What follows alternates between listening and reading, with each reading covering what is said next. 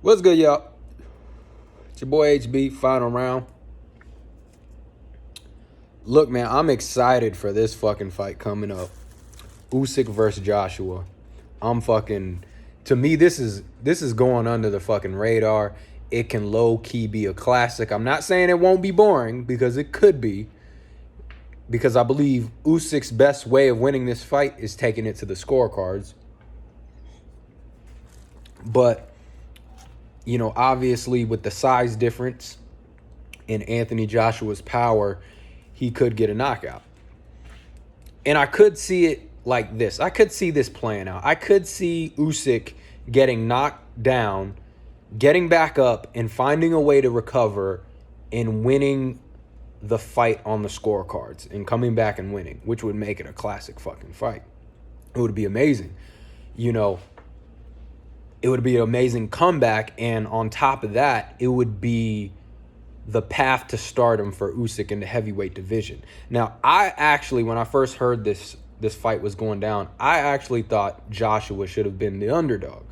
But then I started to do a little bit more homework on Usyk because I didn't see him. I saw him in his cruiserweight bouts, and he's fucking phenomenal.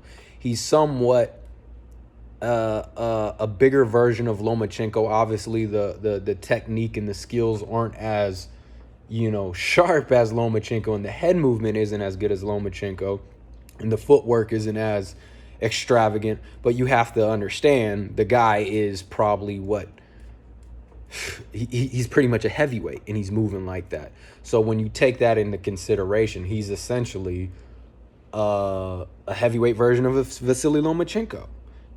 Because that's what a heavyweight version of Vasily Lomachenko would look like when you take into consideration the body mass. There's a reason why heavyweights don't tend to move like lightweights. You know what I'm saying? But I'm fucking excited for this fight. When I first heard, I was like, ooh, I like this. I think Usyk should be the favorite. But then I saw Usyk versus Derek Chisora, if I'm not mistaken. Anthony Joshua's fellow countryman.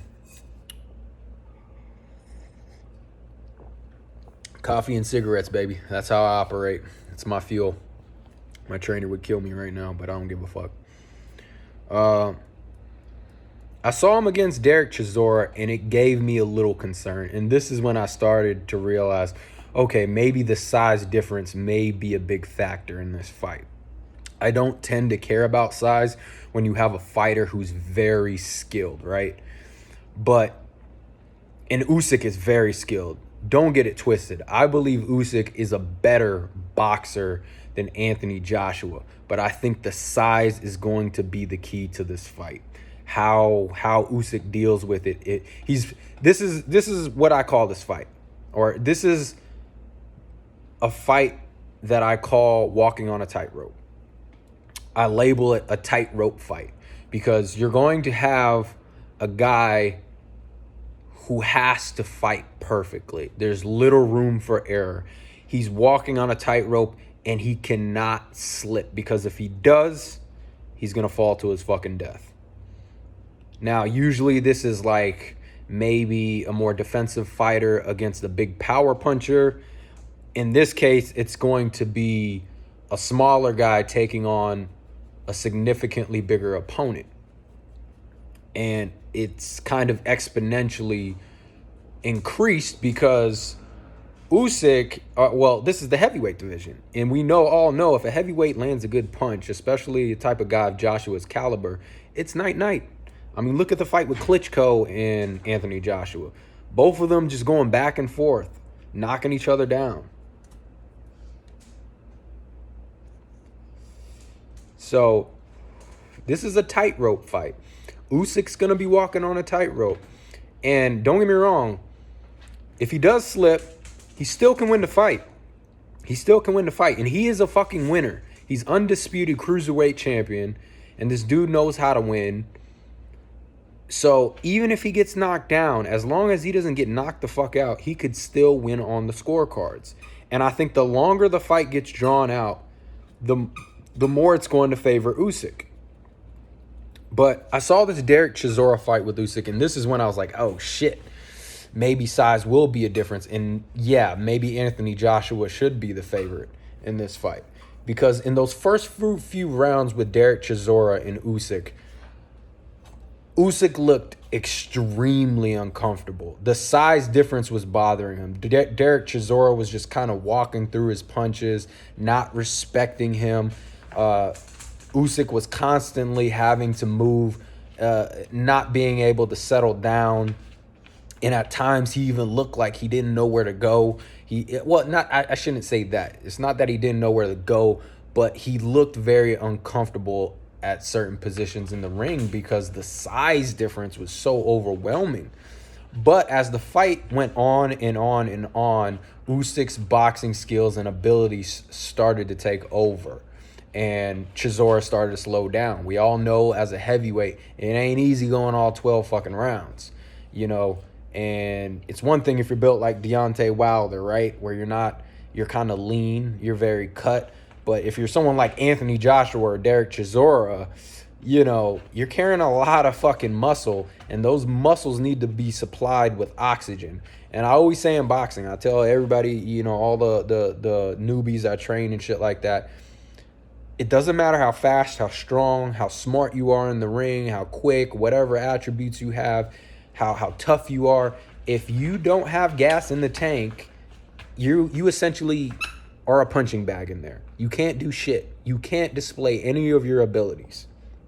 You know, I don't care how fast a fucking Corvette is or a fucking Dodge Hellcat Charger or whatever car you want to bring up. If it doesn't have the fuel source, it's just going to stand there and look pretty. That's it.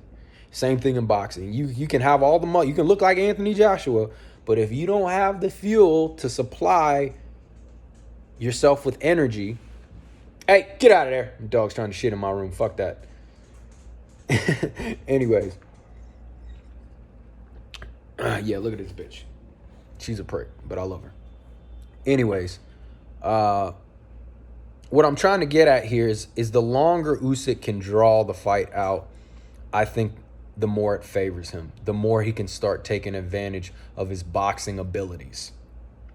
You know, and his skill set can start to take over. Because he'll be able to make it 12 rounds. The question is he has to get out of the first few rounds. But here's another thing. I don't know if Anthony Joshua, he's a versatile fighter, right? I put him in that realm of like category of like Spence, right? Errol Spence, he's versatile, but I wouldn't call him like a very multi-dimensional fighter. There's levels to this shit. Like you look at Terrence Crawford, that's a fucking multi-dimensional fighter. Floyd Mayweather, multi-dimensional fighter, right? Those guys can give you so many different looks. They can do so many different things stylistically in the ring. They can change up their pace, their rhythm. They can fight going forward, backward, in the pocket, in the corner, on the ropes. They can brawl. Believe it or not, yes, Mayweather used to brawl. Go look up Emmanuel Augustus versus Mayweather. That was more in the early days. For y'all don't believe me. You know, they can box. They can do it all. Those are very multi-dimensional fighters.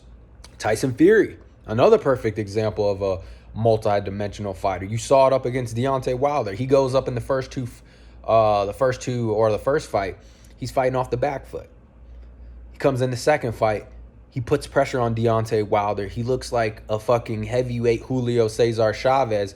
He's cutting off the ring, feinting, establishing his jab, throwing combinations to the body, breaking Wilder down, putting all his weight on top of them when they're in the clinch, and he fucking just breaks him down and just beats the living shit out of him.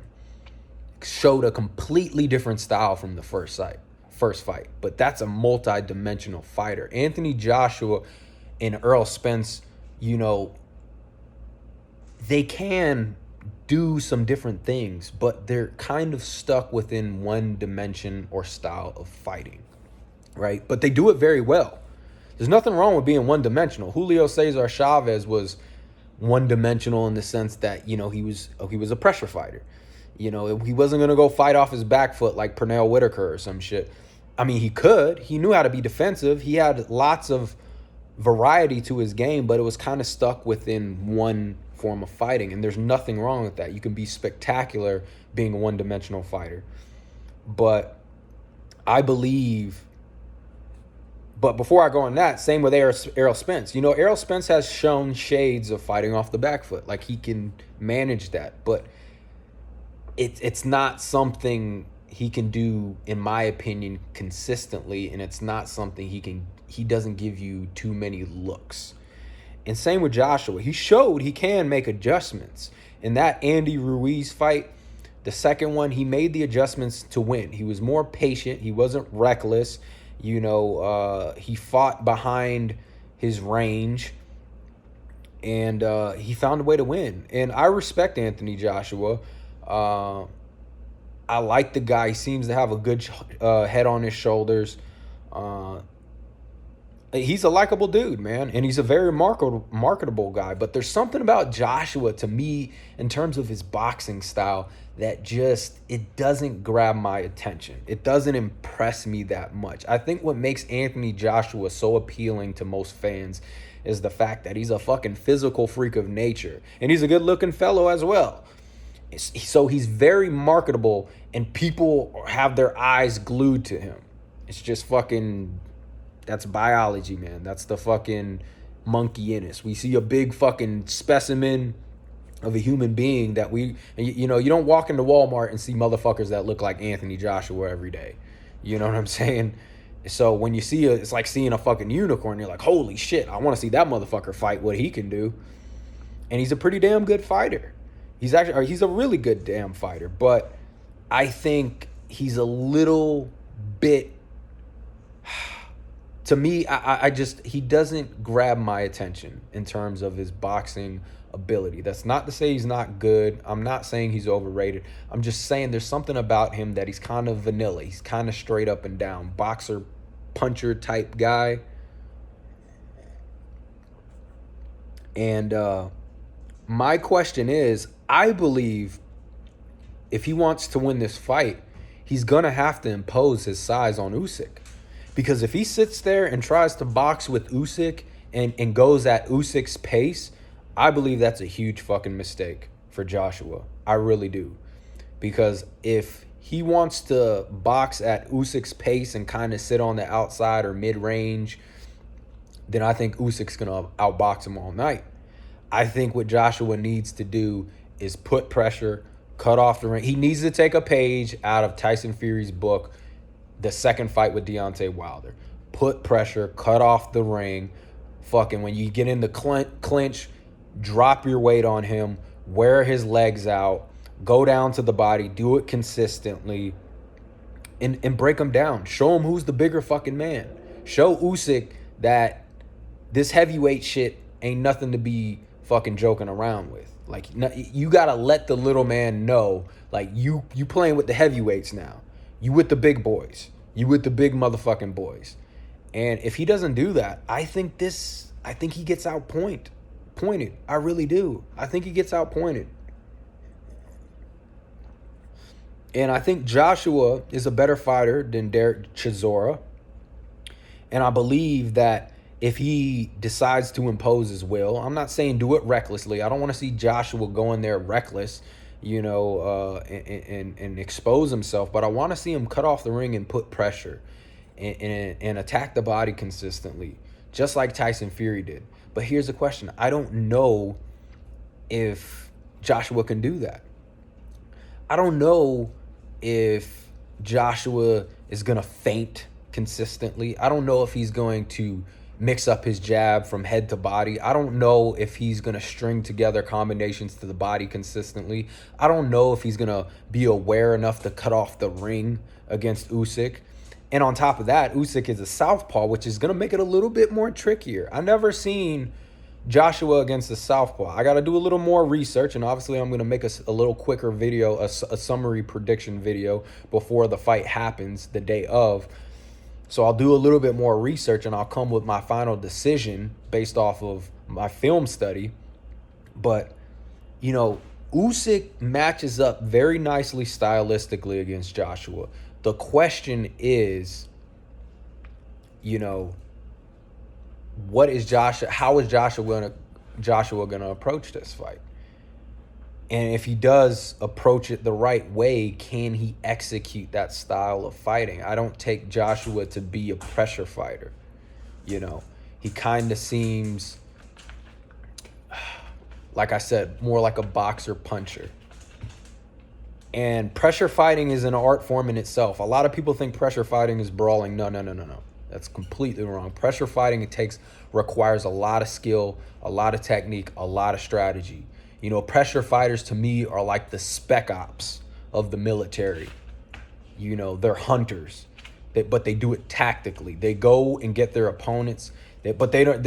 You know, brawlers are like the soldiers who stormed the beaches of Normandy, right? They just run straight into the fucking gunfire, and you just pray, you know, you don't get fucking hit, and if you get there, man, you just unleash whatever you got. But you know, pressure fighters are like spec ops warriors, like Green Berets or Navy SEALs.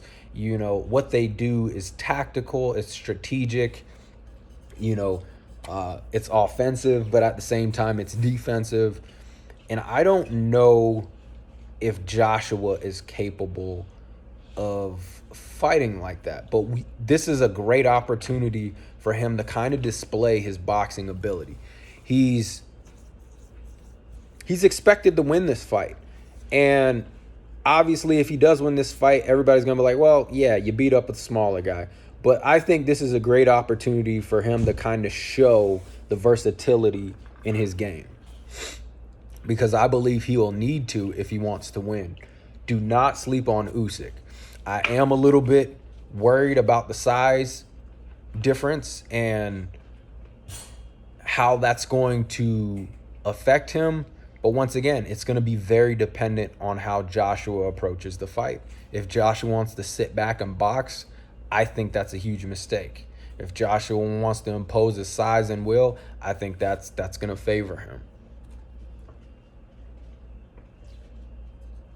You know, it's interesting. I'll say this.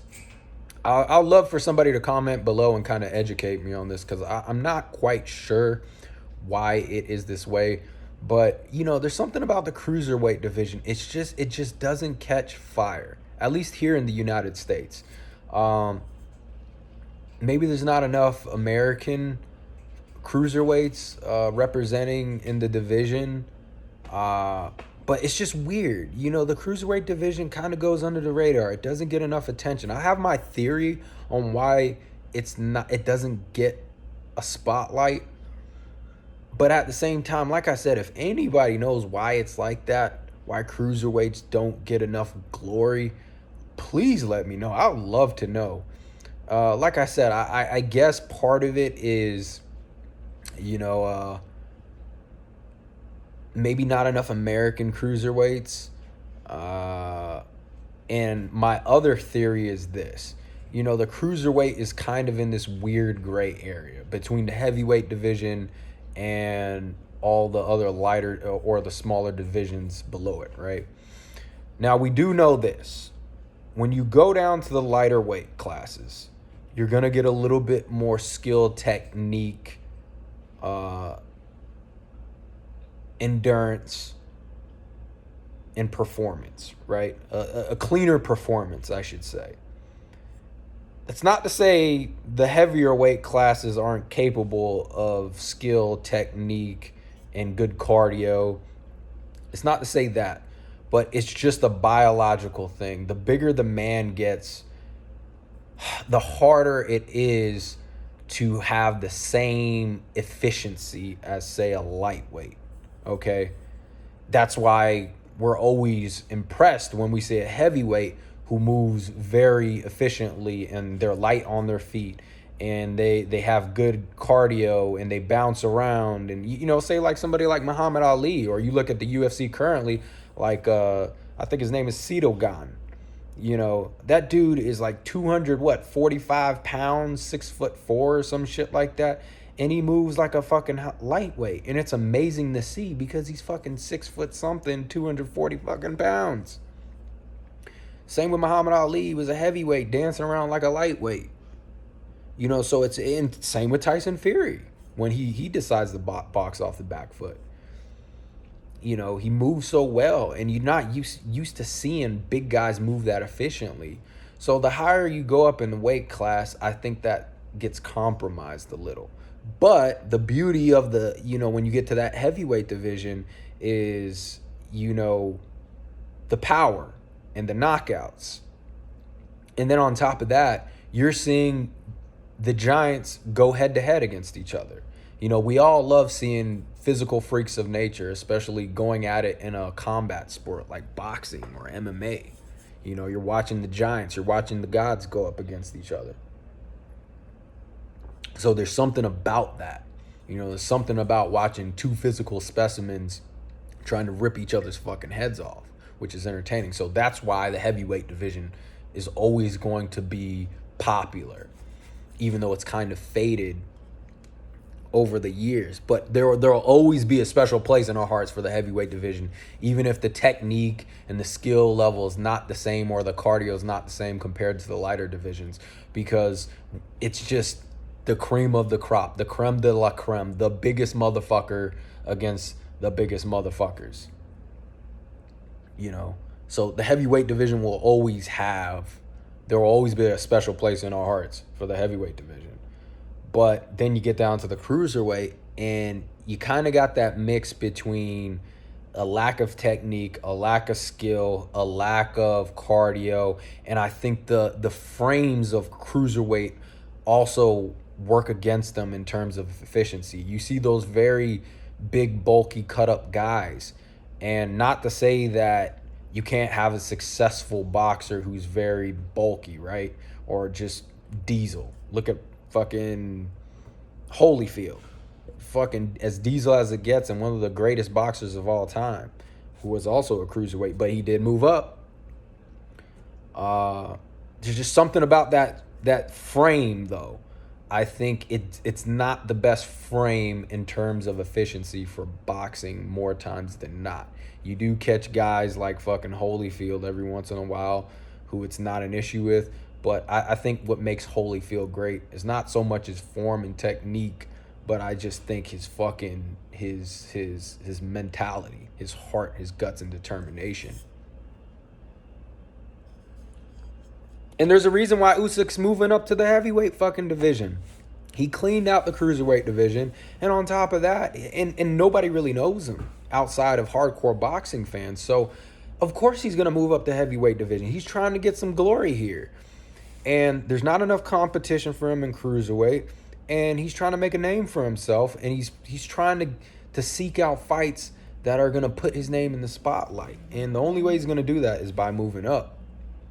And then when you go down to the lighter weight classes, you're going to get lots of volume from these smaller fighters, phenomenal technique, phenomenal skill, and that's why we love those lighter divisions. And they can pack punches as well.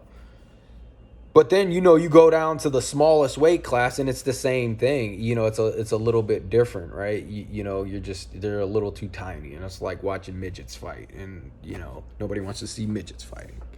I'm sorry, don't mean to offend small people, but, I don't know. I'm very curious to know that. That was probably a very uneducated guess, but if anybody can educate me, please do in the comment section below. Why don't cruiserweights get enough attention? What's the issue? Why can't the cruiserweight division thrive?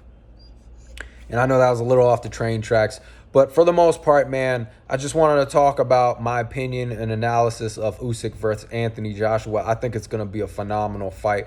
I really have a feeling that Usyk can pull it off, and it would not shock me, even if he gets knocked down, that he gets back up and he wins on the scorecards. So I think it'll be very great and entertaining. I'm going to go out on a limb and say that, even though I know damn well Anthony Joshua is a very talented dude. He's a very talented dude, and he's significantly bigger than Usyk, and I think he's a better puncher in terms of his power than Usyk. And if Joshua approaches this fight the right way, I think he dominates. But that's if he approaches the fight the right way. And I don't know if he can. I don't know if he possesses those boxing skills and abilities. I mean, he showed it a little bit in the second fight with Andy Ruiz. I mean, it wasn't something astronomically different to what he was used to doing. I think really the adjustment he made was being more patient, right? In that second fight with Ruiz, not so much a big, huge style adjustment, but he's going to have to make a huge style adjustment if he wants to win this fight, if he wants to dominate it. He's going to have to put pressure. He's going to have to do execute a lot of skills that I haven't seen from him. But we shall see. Tell me what you think down below. Subscribe to my channel. Like the video. It's your boy HB, man. I'm coming up in the boxing world. Follow me. Come on my journey. I will remember the people who started with me, man. I'm starting a podcast because when I'm driving, it's a motherfucker trying to hold this phone up and videotape myself. So I'm starting a podcast. It's going to be called Final Round. Look for it on Spotify. Pacquiao's fighting tonight, man. I'm excited about it. So go check out my opinion and analysis on that video. Stay safe, y'all. Have a good time. Don't get too fucked up. Peace and love, man.